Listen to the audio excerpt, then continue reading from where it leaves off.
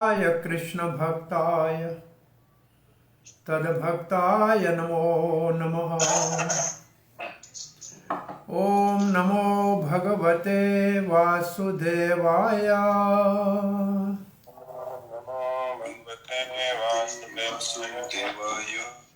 ओम नमो भगवते वासुदेवाय।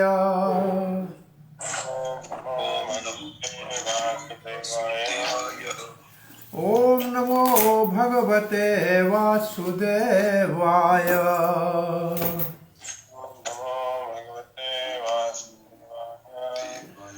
नारायणं नमस्कृत्यं नरं चैव नरोत्तमं देवीं सरस्वतीं व्यासं ततो जयमुदीरयेत्। नष्टप्रायेषु भद्रेषु नित्यं भागवतसेवया भगवती उत्तमश्लोकैर्भक्तिर्भवती नैष्ठकी। कृष्णाय वासुदेवाय देवकी नंदनाय च नंदगोपकुमाराय गोविंदाय नमो नमः। जय श्री कृष्ण चैतन्य प्रभु नित्यानंद श्री अद्वैत गदाधर शिवासादि गौर भक्त वृंदा। हरे कृष्णा कृष्ण कृष्ण हरे हरे, हरे राम राम राम हरे हरे। प्रिय पंचशील भक्तवृंद, दामोदर देश भक्तवृंद, फेसबुक के भाग्यशाली भक्तों, प्रार्थना और वंदना के अंतर्गत श्रीमद् भागवत में हम चौथे स्कंद में भगवान के अवतारों के अंतर्गत पृथु महाराज का अवतार है। वैसे पृथु का मतलब प्रथम, पहला, और पृथु महाराज एक राजा को कैसे राज करना चाहिए उसका उदाहरण स्थापित करने के लिए ध्रुव वंश में, ध्रुव महाराज का वंश स्वयंभू मनु, ब्रह्मा जी के पुत्र स्वयंभू मनु और उनकी पत्नी शत्रुपा के दो पुत्र उतानपाद और प्रियव्रत, और तीन पुत्रियां देवहूति, आकुति और प्रसूति। तो प्रसूति का तो हमने दक्ष के प्रसंग में प्रसूति का वर्णन आया, देवहूति का वर्णन पहले किया। उतानपाद के वंश में ध्रुव महाराज, ये उतानपाद का वंश है। ध्रुव महाराज, ध्रुव महाराज की प्रार्थनाएं आनी चाहिए इसमें। ध्रुव की प्रार्थनाएं अभी तक हमने की है चौथे स्कंद में। ध्रुव की प्रार्थना ने 8, 9, 10, हाँ, ध्रुव महाराज की प्रार्थनाएं होनी तो चाहिए, आई क्यों नहीं अभी तक? आज 4, 9 वाली करनी थी जी। आज प्रभु जी यही है, ध्रुव महाराज वाली है प्रार्थनाएं। कौन सा अध्याय है? 9th चैप्टर है। वही मैं देखा नहीं, मैं तो इसको देखा ही नहीं है कि 4, 5, 6, 9 में कौन से, मैंने इसको नहीं पढ़ा है। मैं तो ये पृथु महाराज को देख रहा हूँ, कल से मैंने इसको देखा था। तो कौन से श्लोक से है? 6 से है प्रभु जी। 6 से? जी जी। ओके, 5 में क्या है देख लेते हैं। मैं इसको देखा नहीं है आज, जो भी हो। सो ध्रुव महाराज का वंश की बात चल रही है। सो ध्रुव महाराज अर्थार्थी भक्त का उदाहरण है, जो अपने पिता और पितामह से महान साम्राज्य के लिए भगवान के शरण में माता सुनीति की प्रेरणा से वन में जा रहे थे, मधुवन में, ब्रज में। एक तो पहली शिक्षा यह है कि अपमान संसार में भगवान मिला सकता है। ध्रुव का हुआ अपमान और ढूंढने निकला भगवान। विदुर का हुआ अपमान कौरवों की सभा में दुर्योधन के द्वारा, और गया तीर्थ यात्रा में मिला मैत्रेय से, और भगवान श्री कृष्ण का संदेश प्राप्त हुआ। तो बहुत से ऐसे उदाहरण संसार में इस शरीर का अपमान भगवान को मिलाने का एक बहुत अच्छा साधन है। यह सकारात्मक संसार में अपमान होने के ऊपर भगवान की ओर अपने मुख को मोड़ देना चाहिए। उसका उदाहरण ध्रुव महाराज है। क्षत्रिय का पुत्र था, अपमान माता सुरुचि का सह नहीं सका, मासी का। उसकी माता ने एक बहुत उत्तम शिक्षा दी। माता सुनीति ने कहा, बेटा अगर भगवान को पाने जा रहे हो, क्योंकि पहले तो आपकी समस्या के लिए न्याय तो राजा के पास जाना चाहिए। जब राजा के सामने ये हुआ तो बाकी भगवान बचता है, केवल शेष भगवान है जिसके पास प्रार्थना करो। भगवान मिलेगा कहाँ? बोला वन में। चलो मैं वहां जाता हूं। 5 वर्ष का बच्चा है, अभी तो स्कूल कॉलेज नहीं गया। लेकिन मां ने एक बात बड़ी अच्छी कही, सुनीति ने, बेटा भगवान को ढूंढने जा रहे हो और अगर आप सुरुचि के लिए हृदय में द्वेष लेकर जाओगे तो इस हृदय में भगवान का प्रकट्य नहीं होगा। ये मां की शिक्षा इतनी उत्तम है कि जिस हृदय में दूसरे के लिए द्वेष है, दूसरे के लिए बुराई है, ईर्ष्या है, जलन है, तो उस हृदय में भगवान कैसे आएंगे? और माता सुनीति से प्रार्थना करके निकले हैं ध्रुव महाराज। भगवान श्री कृष्ण की प्रेरणा से नारद जी उनको मिले हैं। इस विषय को श्रील प्रभुपाद जी उदाहरण में एक ये उदाहरण देते हैं और एक परीक्षित महाराज के, सुखदेव महाराज के मिलने का उदाहरण देते हैं। ये 2 उदाहरण चैतन्य चरितामृत के इस श्लोक का एक अद्भुत उदाहरण है कि ब्रह्मांड भ्रमित कोई भागीवान जीव, गुरु कृष्ण प्रसादे पाए भक्ति लता बीज। गुरु को ढूंढने नहीं जा रहा था ध्रुव महाराज, भगवान को ढूंढने जा रहा था। परीक्षित महाराज भगवान को मिलने जा रहे थे, लेकिन भगवान ने उनके लिए गुरु का व्यवस्था कर दिया। नारद जी सामने खड़े हो गए। नारद जी ने परीक्षा भी ली और परीक्षा में उत्तीर्ण हो गए। संसार को उनका, तुम्हारे पिताजी से तुम्हारे को राज दिला दूं, चलो। बोला नहीं, अब भगवान चाहिए। तो 12 अक्षर का मंत्र नारद जी ने उनको दिया। ओम नमो भगवते, ऐसे वासुदेवाय कह के 12 अक्षर का मंत्र दिया। और ध्रुव महाराज ने, ध्रुव टीला है मधुबन में, कभी ब्रजमंडल की परिक्रमा में, बहुत नजदीक है हाईवे से। ये जो बड़ा मंदिर सफेद गुरुदेव का बना हुआ है, इसके पीछे 2 किलोमीटर हार्डली है। वहां ध्रुव टीला है जहां ध्रुव महाराज ने तपस्या की थी। तो ध्रुव महाराज की वहां तपस्या के उपरांत 6 महीने की ध्रुव महाराज की तपस्या का वर्णन है। और भगवान की मूर्ति बनाए, भगवान का विग्रह बनाया बालू से, उसका अर्चन पूजन किया और ध्रुव महाराज तपस्या कर रहे हैं। अब यहाँ क्या है, हम 5वें श्लोक को पढ़ के देखते हैं। अब मुझे इस अध्याय का नाम है, ध्रुव महाराज वापस घर आ रहे हैं। तो घर आ रहे हैं इसका अर्थ है भगवान का दर्शन हो गया।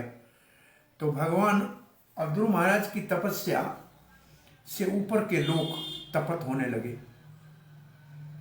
वहां लिखा है कि ध्रुव महाराज सांस लें तो सारे संसार का हवा चले, ध्रुव महाराज सांस बंद करें तो सारे संसार का वायु बंद हो जाए। इसको कहते हैं व्यष्टि को समष्टि से समा लिया। तब भगवान को सबने प्रार्थना की तो भगवान गरुड़ के ऊपर चढ़ के ध्रुव महाराज के सामने दर्शन देने के लिए आए हैं। और भगवान दर्शन देने के लिए सामने खड़े हैं। ध्रुव महाराज आंखें बंद करके हृदय में उसी परमात्मा का दर्शन कर रहे हैं। भगवान ने कहा, मैं इसको दर्शन देने आया हूं, इसके ऊपर अनुग्रह करने आया हूं, और ये आंखें बंद करके मेरे को अंदर देख रहा है। तो भगवान ने उसके हृदय में जो दर्शन हो रहा था उसको अलोप कर दिया, उसको गुम कर दिया। वो दर्शन देखने में नहीं आया। तो ध्रुव महाराज ने छटपटा के आंखें खोली तो वही सामने देखा। बोला जो अंदर दिख रहा था वही बाहर है। इससे एक तो प्रमाण ये मिलता है कि हृदय में जो परमात्मा चतुर्भुज रूप में है वही बाहर सामने खड़े हैं गरुड़ के साथ आए हुए। तो उस समय स वै तदैव प्रतिपादितां गिरं दैवीं परिज्ञात परात्मनिर्णय तं भक्तिभावो अभ्यगृणात् असत्तवरम् परिश्रुत्रौ सर्वसं दुर्वाक्षितिः। स वै तदेव, स वो ध्रुव महाराज निश्चित रूप से उस समय प्रतिपादितम, प्रतिपादित मतलब प्राप्त किया, क्या, गिरम वाणी। इसका भाव यह है, इससे पहले यह होगा कि ध्रुव महाराज के मन में आया कि इतना मधुर सुंदर दिव्य भगवान का दर्शन हो रहा है, इसकी प्रार्थना करनी चाहिए। तो ध्रुव महाराज को एक तो न तो अक्षर पढ़ा लिखा था और न ही वाणी उस एक आह्लाद में, अलौकिक आनंद में कुछ कह नहीं पा रहा था। तो भगवान ने अपना शंख, जो भगवान के चतुर्भुज में एक शंख था, उस शंख का कपोल के साथ गाल के ऊपर के मस्तक के ऊपर स्पर्श कराया और उस स्पर्श करने से ही ध्रुव के हृदय में भगवान की प्रार्थना के लिए सुंदर भावों का उदय हुआ। तो यहां लिखा है गिरम दैवम, दिव्य, परिज्ञाता, समझ गया, प्रकृष्टेन रूपेण ज्ञाता, ज्ञाता का मतलब जानना, परि का मतलब पूर्ण रूप से जान गया, पर आत्मा, परमात्मा को। निर्णय, अब निर्णय कर लिया ध्रुव महाराज ने उस भगवान के लिए भक्ति भाव, भक्ति के भाव से अभ्यगृणात, अभ्यगृणात प्रार्थना करने लगे। असत्वरम, असत्वरम, सत्वरम असत्वरम, तो कोई असत्य का वर्ण नहीं कर रहे थे, असत्वरम, सत्य का ही वर्ण कर रहे थे, असत का वर्ण नहीं कर रहे थे। इसका मतलब जल्दी नहीं थी, भागा दौड़ी नहीं थी। परिश्रुता, उरु सर्वसम, भगवान जिसकी महिमा महान है, ध्रुव क्षति ही, ध्रुव लोक जो कभी नाश नहीं होगा। तो इस श्लोक में श्रील प्रभुपाद जी लिखते हैं उस समय, उस समय का अर्थ है, मैं समझता हूं इससे पहले श्लोक में होना चाहिए, मैं देख लेता हूं एक 4 नंबर श्लोक में। हाँ, भगवान ने उनके मस्तक को इस अपने शंख के साथ छुआ। भगवान ने देखा कि ये मेरी प्रार्थना करना चाहता है, ये 4थे श्लोक में है। वो भगवान के गुणों का वर्णन करना चाह रहा था, तो भगवान ने उसके भाव को देखा, तो उन्होंने उसको जैसे ही ऐसे कहते हैं मस्तक के ऊपर अपने शंख को जैसे छुआया, तो सारे ही वेदों का ज्ञान उसके हृदय में प्रकाशित हो गया। ये है 4था श्लोक, और अभी हमने पढ़ा है 5वां श्लोक। तो अब उनको वो वाणी प्राप्त हो गई,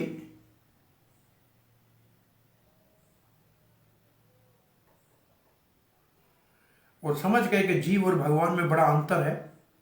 ये चक्रवर्ती पाद का भाव है, और हृदय में भक्ति ही जीवन का लक्ष्य है। तो अब ध्रुव, जिसको ऐसा लोक मिलेगा जो कभी नाश नहीं होगा, उन्होंने भगवान की महिमा सर्वत्र जो है उसका गुणगान किया। तो हमने श्रील प्रभुपाद जी का भाव पढ़ रहे थे, उसको पूरा कर ले। तो जैसे ध्रुव महाराज के ऊपर भगवान ने कृपा की, शंख का स्पर्श उनके इसको भाल के ऊपर किया, भाल जहां हम तिलक लगाते हैं, तो उनको सारे वेदों का सार उनके हृदय में अपने आप स्फुरित हो गया और भगवान के साथ जीव का क्या संबंध है ये भी उनको समझ में आ गया। और भक्ति के भाव से भगवान जिसकी महिमा सर्वत्र सदा गाई जाती है और विश्व विख्यात है भगवान, उसके लिए ध्रुव महाराज जिसको भविष्य में ऐसा लोक मिलने वाला है जो प्रलय के समय नाश नहीं होगा, निर्णायक प्रार्थनाएं भगवान की करने लगे।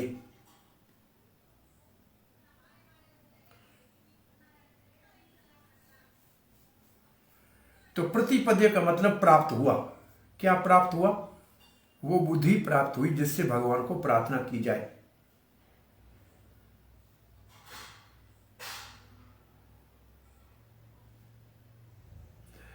चक्रवर्ती बात कहते हैं ध्रुव को यह पता लग गया, ये तो निश्चित हो गया उसको कि जीव से भगवान भिन्न है। वो समझ गए परमात्मा में और जीव में बड़ा अंतर है और उनका लक्ष्य था भक्ति, भक्ति भावेना, और भगवान की प्रार्थना करने लगे। कैसे भगवान है जिसकी महिमा पहले ही विश्व विख्यात है, तीनों लोकों में गाई जाती है। श्री प्रभुपाद जी लिखते हैं इस श्लोक में बहुत से विषय हैं जिनका ध्यान से समझना चाहिए। बहुत प्रमुख विषय है इसमें। पहला विषय प्रभुपाद जी है लिखते हैं कि है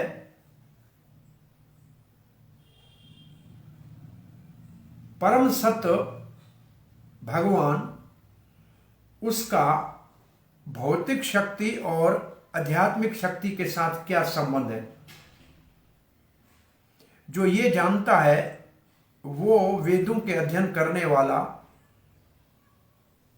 छात्र बुद्धिमान माना जाता है। प्रभुपाद जी लिखते हैं कि ध्रुव महाराज कभी स्कूल में गए नहीं, परंतु उनको वेदों का सारा सार उनके हृदय में भगवान की कृपा से प्रकट हो गया।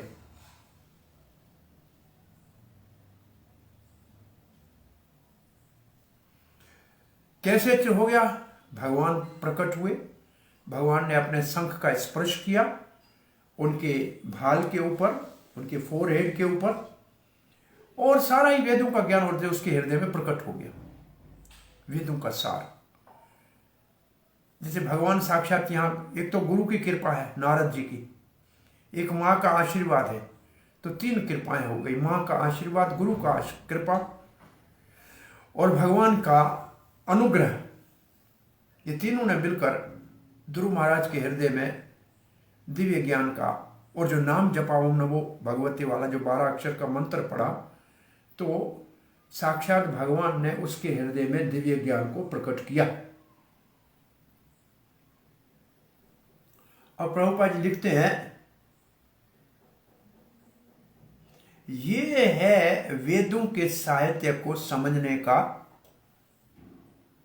वास्तविक रास्ता या साधन।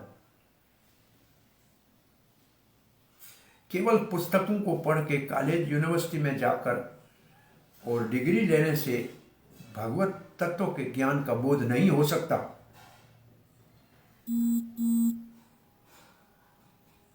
और प्रभुपाद जी एक श्लोक का भाव देते हैं, जिसको गुरु में और भगवान में पूर्ण विश्वास है उसके हृदय में वेदों का ज्ञान अपने आप स्फुरित होता है। ये कौन सा श्लोक है? यस्यासन भक्ति भक्ति ना, ये तो नहीं है। अब किंचन, ये नहीं, वो दूसरा है श्लोक। कौन सा श्लोक है?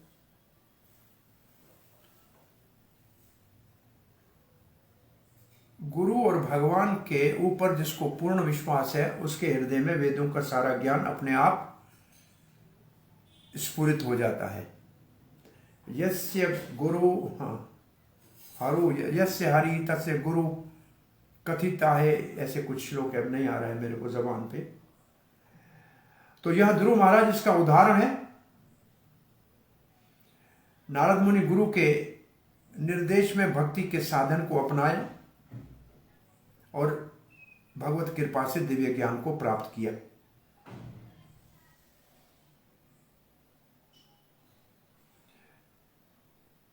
और दो चीजें इसमें आवश्यक हैं। गुरु से शिक्षा दीक्षा लेने के बाद प्रभुपाद लिखते हैं दो चीजें मुख्य है। पहले तो होना चाहिए दृढ़ दृढ़ निश्चयात्मिक बुद्धि, ग्रेट डिटर्मिनेशन। इसको निश्चय होना चाहिए, दृढ़ निश्चय होना चाहिए कि गुरु ने कहा है भगवान मिलेगा तो मिलेगा। और दूसरा तपस्या, उसको प्राप्त करने के लिए अपनी पूरा प्रयास करना चाहिए।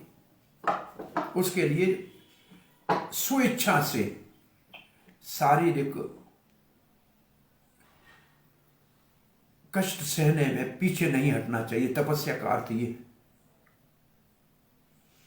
और परिणाम यह है कि साक्षात भगवान का दर्शन ध्रुव महाराज को हो गया तो अन्य सबको भी हो सकता है। तो गुरु का शरण और दृढ़ निश्चय और तपस्या। ये श्लोक को यस्य देवे पराभक्ति, यस्य देवाय पराभक्ति, फिर क्या यस्य देवे पराभक्ति यथा देवे तथा गुरु कथिता है।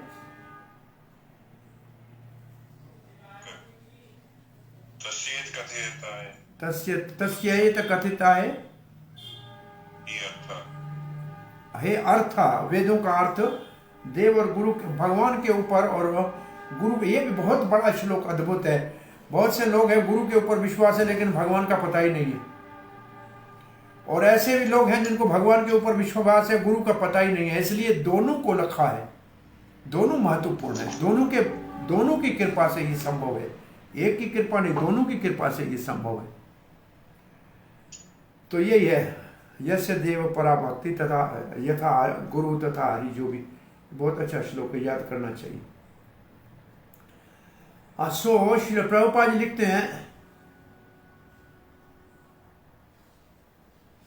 ध्रुव महाराज जो छोटे बालक थे वो भगवान को बहुत सुंदर उत्तम प्रार्थनाएं करना चाहते थे, परंतु उनको पूर्ण ज्ञान नहीं था और बेचारे हिचकिटा रहे थे क्या करूं।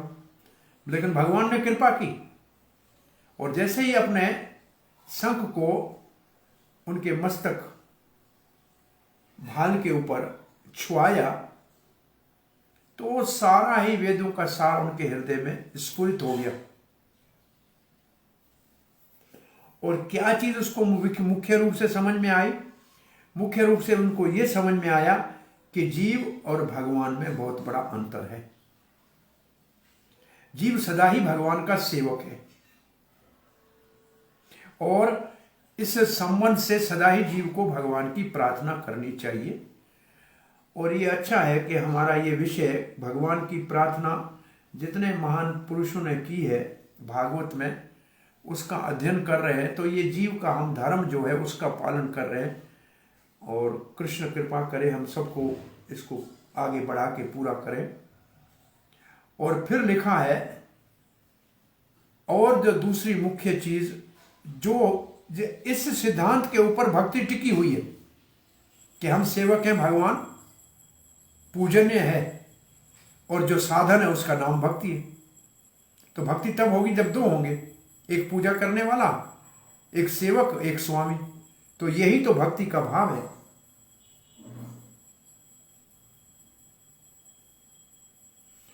बोला भगवान की क्या प्रार्थना करेंगे? भगवान की तो महिमा जुगाजुग और लोकांतर में पहले से ही प्रसिद्ध है। फिर भी हर भक्त अपनी यथामति के अनुसार अनुभूति के अनुसार भगवान की प्रार्थना करनी चाहिए।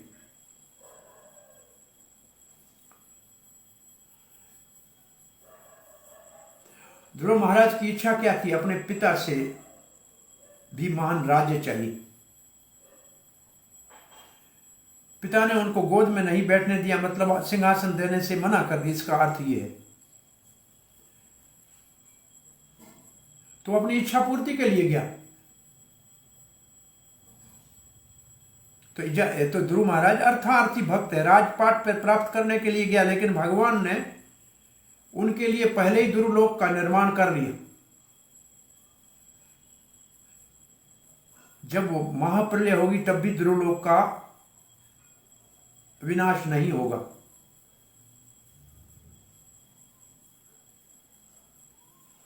प्रभुपाद लिखते ध्रुव महाराज ने ताबड़तोड़ जल्दी में, हड़बड़ी में नहीं, गुरु के निर्देश से और बहुत ही धीरज के साथ, धैर्य के साथ साधन करके सफलता प्राप्त की, भगवान को साक्षात दर्शन किया। अब उसको भगवान ने और ज्यादा कृपा उनके ऊपर की है, अहितु की कृपा की है कि वो अद्भुत बड़ी जिसको कहा जाए कि उत्तम प्रार्थनाएं भगवान की करने जा रहा है। अब प्रभुपाद जी लिखते हैं कि प्रार्थना भगवान की करने के लिए भी भगवान की कृपा चाहिए। ऐसे कोई अपना पेन उठाए और पन्ना उठाए, कलम उठाए और प्रार्थना लिखे, ऐसा संभव नहीं। जब तक भगवान की कृपा नहीं, हरि गुरु वैष्णव की कृपा नहीं, तो एक अक्षर भी भगवान की प्रार्थना का लिखना संभव नहीं है। और अब 6 श्लोक में जा रहे हैं जो ध्रुव महाराज की प्रार्थना का पहला श्लोक है, वो इसकी भूमिका है। ध्रुव उवाच यो अन्तः प्रवेश्य मम वाचमिमां प्रसुप्ताम् संजीवयत्य अखिल शक्तिधर स्वधामना अन्याश्च हस्तचरण श्रवण त्वग आदीन् प्राणां नमो भगवते पुरुषाय तुभ्यम्। नमो भगवते पुरुषाय तुभ्यम्। हे परम पुरुष भगवान, आपको प्रणाम करता हूं, नमन करता हूं। कहते हैं ध्रुव महाराज का शब्द है, प्रणाम कर रहे हैं, पहले प्रणाम कर रहे हैं। यो अंतः प्रविश्य मम, यो अंतः प्रविश्य, जो मेरे अंदर प्रवेश किया है।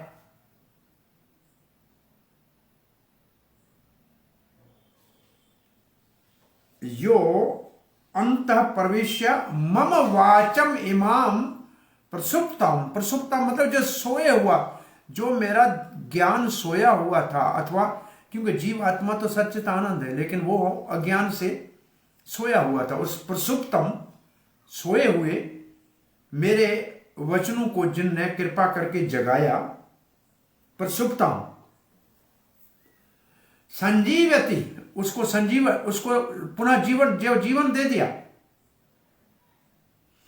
अखिल शक्तिधर, किसने दिया?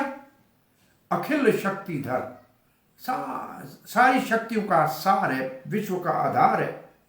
स्वधामना, कैसे किया? बोला अपनी धाम का अर्थ शक्ति भी है, अपनी अंतरंग शक्ति के द्वारा। अन्याच हस्त चरण श्रवण, हाथ पांव कान त्वक चमड़ी, ये सारे प्राण और मेरी प्राण शक्ति, ये सारे, इन सारों को लेकर मैं भगवान आपकी प्रार्थना करता हूं। ध्रुव महाराज कहते हैं भगवान आप सर्वशक्तिमान है, अखिल अखिल विश्वधर है। आपने मुझ में प्रवेश किया, जो मेरे सारी इंद्रियां सोई हुई थी, अंतःकरण सोया हुआ था, इंद्रियां सोई हुई थी, जो वो सब पुनः जागृत हो गई। क्या सोया हुआ था? हाथ पांव कान त्वचा प्राण, और विशेष रूप से मेरी वाणी, वो जो सुषुप्ति में सोई हुई थी, वो जाग गई। अब मैं आपको आदरपूर्वक प्रणाम करता हूं। भगवान प्रवेश करते हैं, इसका मतलब भक्त के अंदर। जैसे हमारे श्री चैतन्य महाप्रभु, अब तो नित्यानंद त्रयोदशी आ रही है 25 तारीख को, भगवान श्री चैतन्य महाप्रभु अपने भक्तों के रूपक गोस्वामी आदि के हृदय में प्रवेश करके उनके हृदय में दिव्य ज्ञान को दिया। लिखा है कि जैसे वृंदावन की सारी गुप्त भगवान की लीला के स्थलियां लुप्त हो गई काल के कारण, भगवान श्री चैतन्य महाप्रभु ने रूप गोस्वामी के हृदय में अपनी शक्ति का संचार किया। जैसे ब्रह्मा जी को सृष्टि के समय शक्ति का संचार करते हैं, वो सृष्टि करता है, ऐसे ध्रुव महाराज के हृदय में भगवान ने अपनी शक्ति का संचार किया, प्रवेश करके उसको प्रार्थना करने की जो है योग्यता और सुंदर शब्द कह सके, ये कृपा की। चक्रवर्ती बात लिखते हैं, मैं प्रणाम करता हूं भगवान को। कौन है भगवान? अखिल शक्तिधर है, जो मुझे मेरे अंदर प्रवेश कर गए और अपनी आध्यात्मिक शक्ति से, धाम से, अपनी आध्यात्मिक शक्ति से, इसी को कहते हैं कि हमारे भाव और प्रेम को प्रकट करने के लिए, वो अभी सोई हुई है, उसको प्रकट करने के लिए भगवान की अंतरंग शक्ति संवित और आह्लादिनी प्रवेश करनी चाहिए, और वो भगवान और भगवान के भक्तों की कृपा से होती है। यहाँ साक्षात भगवान ने अपने नारद जी की कृपा से उसके हृदय में अपनी शक्ति का संचार किया और उनको सुंदर प्रार्थना करने का सामर्थ्य आ गया। उसके हाथ, पांव, त्वचा, कान और प्राण सारे ही नवजीवित हो गए, पुनर्जीवित हो गए।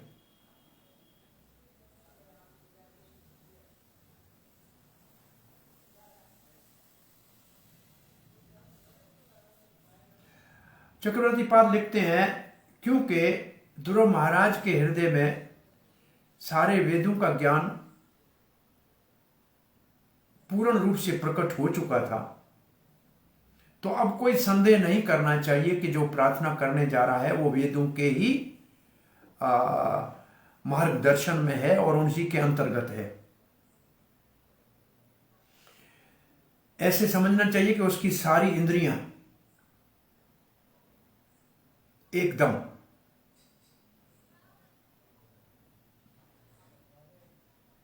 आध्यात्मिक रूप से जागृत हो गई।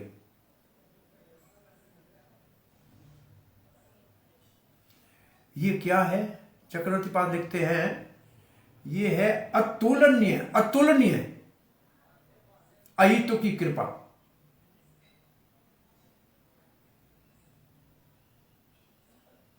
और आश्चर्य से प्रार्थना कर रहे हैं। आश्चर्य हो गया, ध्रुव ना, ऐसे मैं कैसे कह सकता हूं, ये वचन मेरे मुख से कैसे निकले?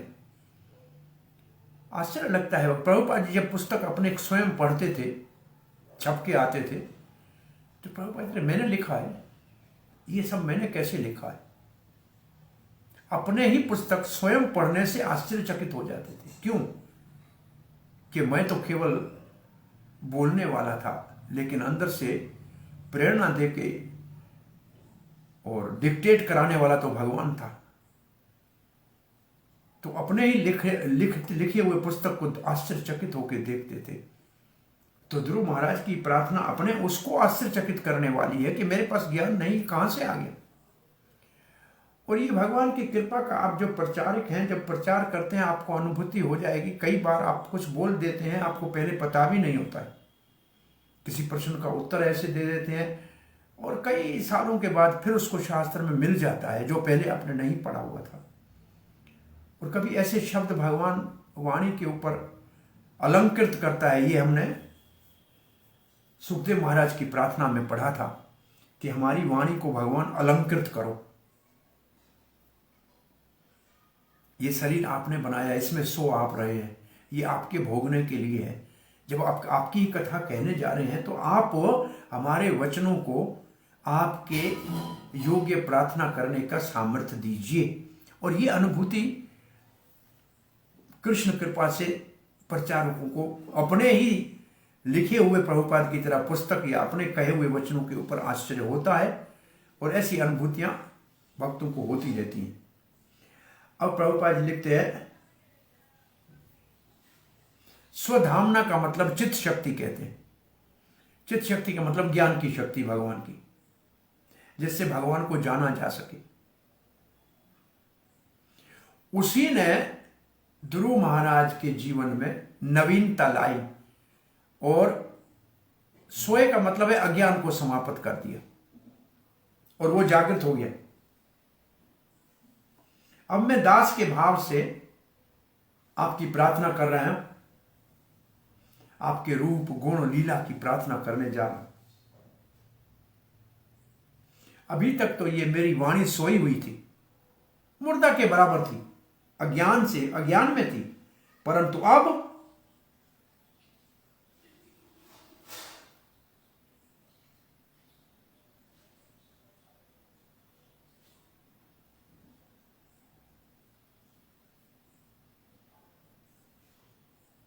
अभी भगवान आपकी जो इच्छा है, इस वाणी मेरी को आप चाहे तो जागृत रखो, चाहे तो सुला दो। ये भोग के लिए नहीं है, संसार के लिए, ये आपकी सेवा के लिए है।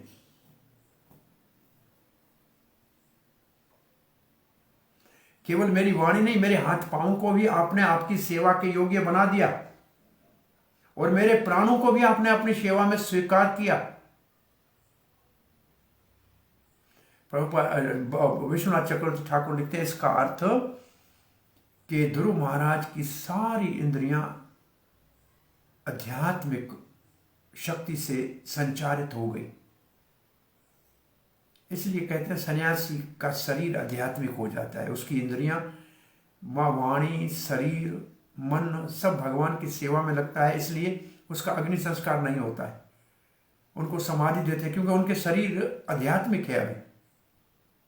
तो ध्रुव महाराज का सारा शरीर ऐसे, सारी इंद्रियां आध्यात्मिक हो गई। और ये समझना चाहिए, मम और इमाम दो शब्द जो है, जो स्वयं कहते मम इमाम,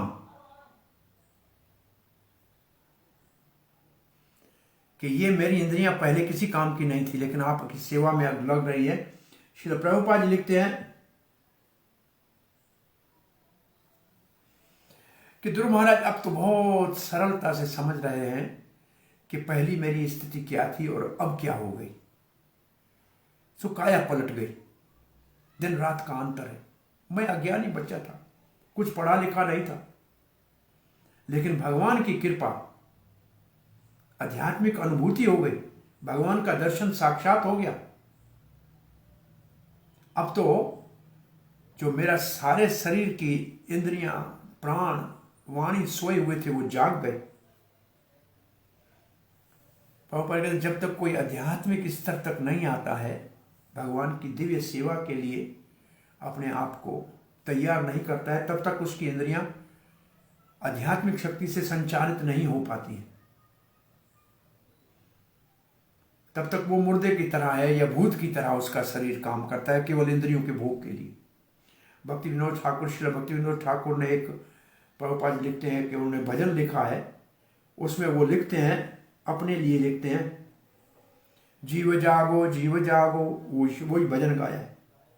कब तक माया की गोद में सोए रहोगे?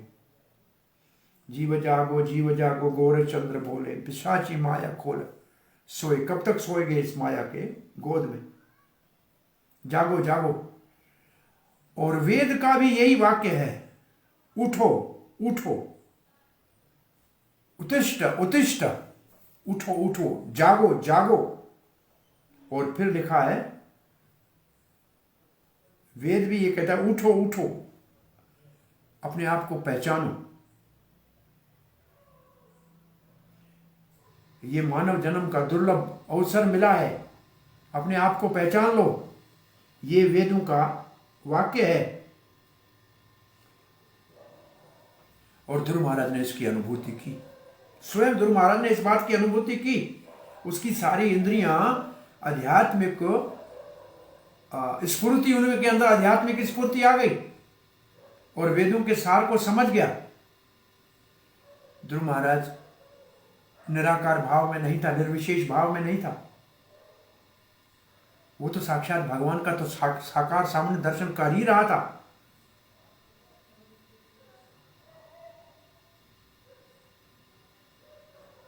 उसमें जागृति नहीं थी, परंतु भगवान की कृपा से, गुरु महाराज की कृपा से अब उसके हृदय में सारे वेदों का सार अपने आप प्रकट हो गया है। जैसे कोई भौतिक व्यक्ति भगवान की प्रार्थना नहीं कर सकता है, क्योंकि उसको वेद के सार का पता नहीं है कि भगवान है ही क्या। तो जब ध्रुव महाराज ने इस अंतर का पता लग गया कि पहली मेरी स्थिति क्या थी और अब क्या है, तो ये हम भी अपने जीवन में देख सकते हैं कि हमारी स्थिति भक्तों के संग, शास्त्र के श्रवण और गुरु के शरण के बाद हमारे जीवन में कितना परिवर्तन आया है। हम अपने भक्तों के संग, शास्त्र के श्रवण और गुरु के शरण से पहले के जीवन को, और भक्तों के संग, शास्त्र के श्रवण और गुरु के शरण के बाद के जीवन को देखेंगे तो हमारे को अपने जीवन में बहुत बड़ा परिवर्तन दिखने में आएगा, जैसे ध्रुव महाराज अपने जीवन में परिवर्तन देख रहा है। और ये परिवर्तन अगर आपके जीवन में है तो समझने कि भगवान ने कृपा की। पहले ही भक्तों का संग और हरि कथा सुनने का मिल जाए और गुरु का सानिध्य और शरण मिल जाए तो यही भगवान की कृपा का प्रमाण है संसार में। भगवान ने कृपा की कैसे पता लगे? पता लगे कि आपको भक्तों के संग में रुचि हो गई, कथा सुनने में, आपको श्रवण करने में सुख मिलना है और शास्त्र को समझने की इच्छा उत्पन्न हो गई है और गुरु के शरण लेने के लिए जिज्ञासु बन गए हो, तो समझ लो भगवान की कृपा हो गई।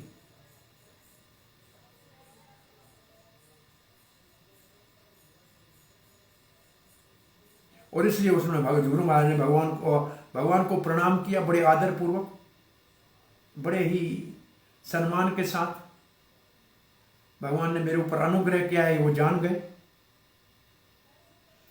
और उसकी आध्यात्मिक चेतना, सारी चेतना आध्यात्मिक हो गई, सारी इंद्रियां आध्यात्मिक, क्योंकि भगवान की सेवा अध्यात्म भगवान पूरा आध्यात्मिक है। उनकी सेवा हमारे जड़ इंद्रियों से कैसे होगी? अब अगर जो मंदिर में पुजारी हैं या पूजा करने का जिनको सिद्धि का पता है, तो वो एक मंत्र होता है पूजा करने जाने से पहले, भूत सिद्धि का मंत्र होता है।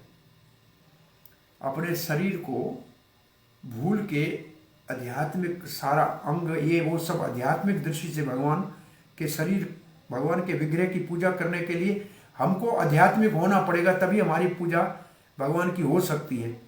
तो उसके लिए भूत सिद्धि शब्द है कि अपने शरीर की सिद्धि करके आध्यात्मिक रूप से अंदर प्रवेश करना है।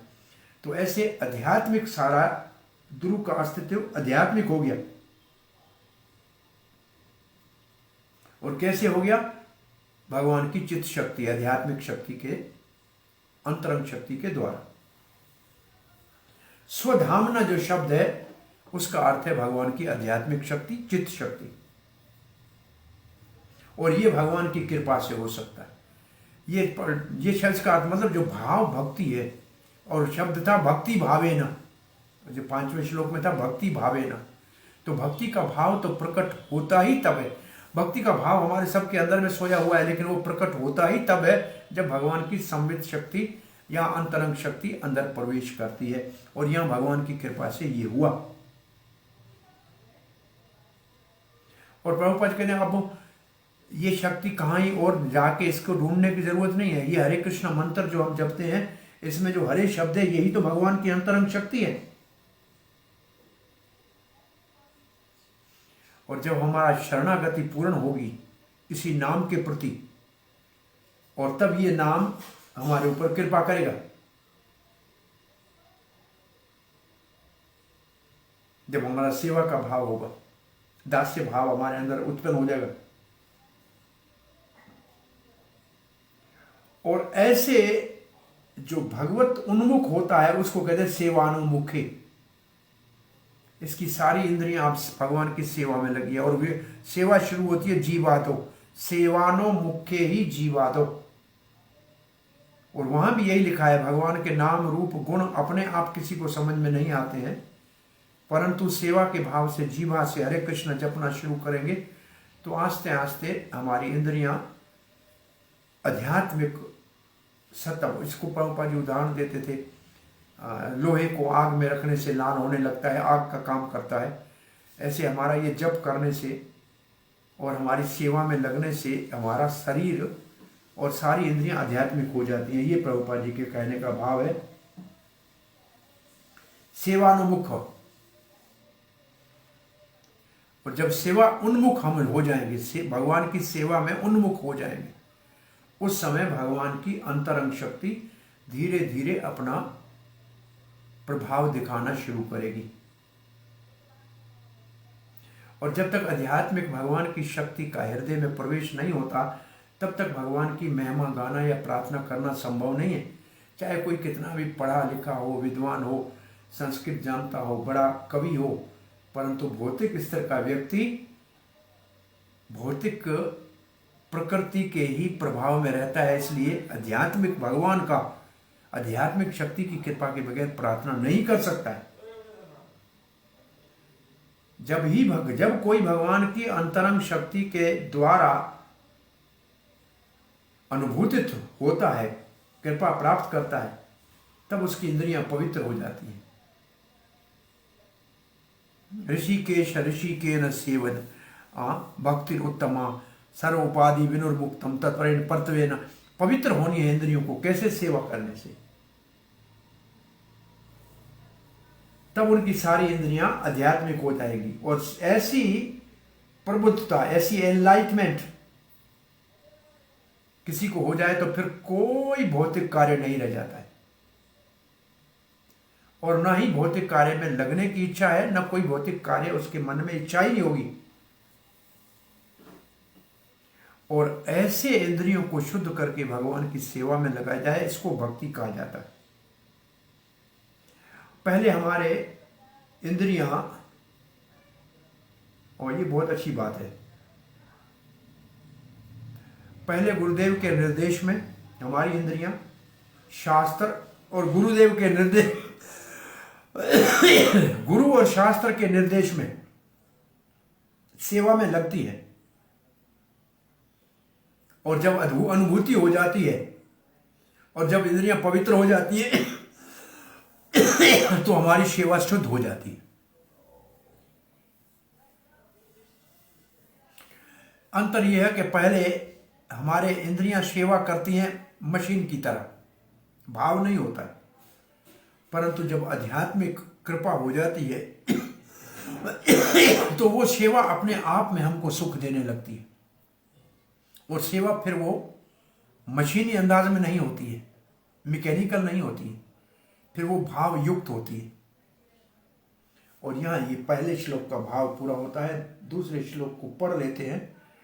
असल में कहा जाए कि मैंने तो ये देखे ही नहीं थे आज, सच्ची बात तो ये है। मैं वो नीचे वाला देखा था, पृथु महाराज वाला। हरे कृष्ण। एकस्त्वमेव भगवन् इदम् आत्मशक्त्या मायाख्याय ओरो गुणया महद् आद्य अशेषम् सृष्ट्वा अनुविश्य पुरुषस्तत् असत् गुणेषु नानेव दारुषो विभावसुवत् विभासी। एकस्त्वम एव भगवन, आप ही हैं एकमात्र भगवान। इदम आत्मशक्ति है, आप अपनी आध्यात्मिक शक्ति से। माया आख्य उरु, माया आख्य जिसको माया कही जाती है, उरु बड़ी शक्तिशाली है, गुणया जो तीनों गुणों की है, महत्त्व आदि अशेषम कुछ बचा नहीं है, सभी आपके अंदर आता है, ये सब आपका है। सृष्टवा आपने सृष्टि की, अनुविश्य पुरुषस तद असद गुणेशु। ओके, महदादि महत्त्व, इस शब्दों का अर्थ ठीक लग रहा है।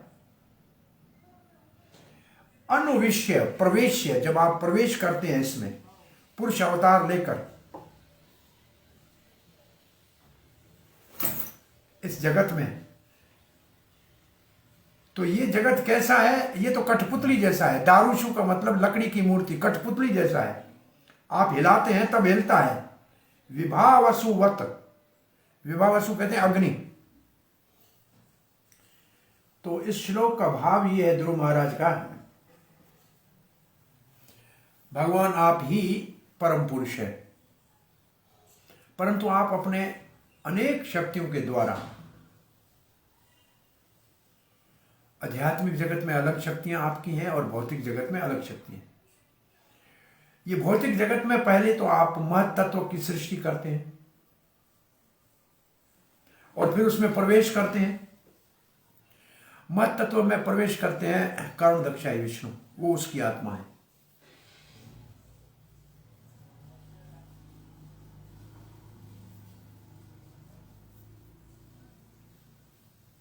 आप परम पुरुष है और तीनों गुणों के द्वारा और प्रकृति के द्वारा संसार की सृष्टि करते हैं। जैसे अग्नि आग में प्रवेश करती है, लकड़ी कोई छोटी है, कोई मोटी है, कोई लंबी है, कोई चौड़ी है, लकड़ी के आकार प्रकार से उसकी अग्नि में कोई अंतर नहीं होता है। तो ये जो भगवान की शक्ति का उदाहरण दिया है दारू और विभावसु के साथ, आप एक ही है भगवान, अद्वैत है, कोई दूसरा नहीं है। अद्वैत आपका और कोई, आप एक है। आपने ये सारा ब्रह्मांड, ये सारा जगत, भौतिक जगत की सृष्टि की है महत तत्व के द्वारा, अपनी माया के द्वारा, गुणमयी माया के द्वारा। फिर आप इसके अंदर प्रवेश किया आपने। जैसे अग्नि लकड़ी में प्रवेश करती है, अग्नि लकड़ी में प्रवेश करती है। कैसे करती है हम देखते नहीं है। लकड़ी छोटी मोटी जैसी हो, उसको जलाएंगे तो अग्नि अंदर से निकलेगी। और अलग अलग अग्नि अलग अलग दिखती है। लकड़ी के अंदर अग्नि, सब लकड़ी में अग्नि है। चक्रवर्ती बात देखते हैं, हम जानते हैं कि आप अंतर्यामी के रूप में प्रवेश करते हैं भौतिक जगत में और उदासीन की तरह हैं और उसको जीवन प्रदान करते हैं। नहीं तो भौतिक जगत में, भौतिक प्रकृति में जीवन कहां से आता है? आप अंतर्यामी जब प्रवेश करते हैं तभी इसमें जीवन आता है। ऐसे ही आपके भक्तों की इंद्रियां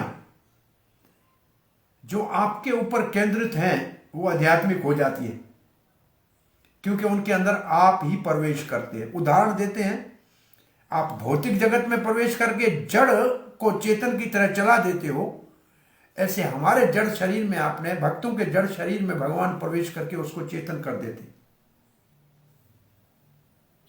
परंतु सामान्य लोगों के चेतन, सामान्य लोगों के सारी इंद्रियां मायामय होती हैं और वो माया का ही सोचती हैं, उनके अंदर आप प्रवेश नहीं करते। स्वधामना जो पहली श्लोक में था और माया आख्या इस श्लोक में जो है, ये सार बता रही है, माया आख्या और स्वधामना। तो यहां से प्रभुपाद जी का तात्पर्य कल पढ़ेंगे। इसके बाद दूसरी क्लास अब भक्ति शास्त्र की शुरू होने वाली है। तो अच्छा हुआ आपने याद कराया, कल इसको देख लेंगे। कल वैक्सीनेशन करानी है, उसके बाद कृष्ण कृपा करे कोई समस्या नहीं हुई शरीर में तो क्लास शाम को करेंगे। वृंदावन पहुंचने का विचार है। तो अब कथा को यहाँ विराम देते हैं। किसी का कोई जिज्ञासा, ये मेरे को याद कराना। मेरे को तो वो पृथ्वी देवी की प्रार्थनाओं का विचार में था। कल मैंने इसलिए फोन भी किया था, तब मुझे ये ध्यान में नहीं आया। कोई जिज्ञासा